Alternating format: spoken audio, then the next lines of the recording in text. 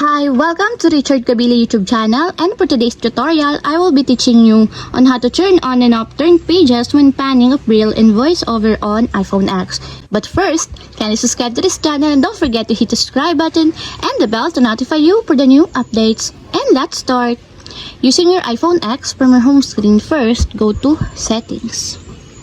Then in the Settings, scroll down and find the Accessibility, then tap. Then on the Accessibility, go to Vision section and tap the voiceover. Then after that, in the voiceover, tap again the braille. Then after that, in this part, in the braille section, find the turn pages when panning, and as you will see, there's a switch button located on the side of it. Then all you have to do is just tap it to enable until it becomes green. And if you want to disable or turn off, just tap again the switch button. And that's it. We have successfully turned on and off turn pages when panning of braille in voiceover on iPhone X. If you have a question, kindly comment down below, and don't forget to hit the subscribe button and the bell to notify you for the new updates. And thank you for watching!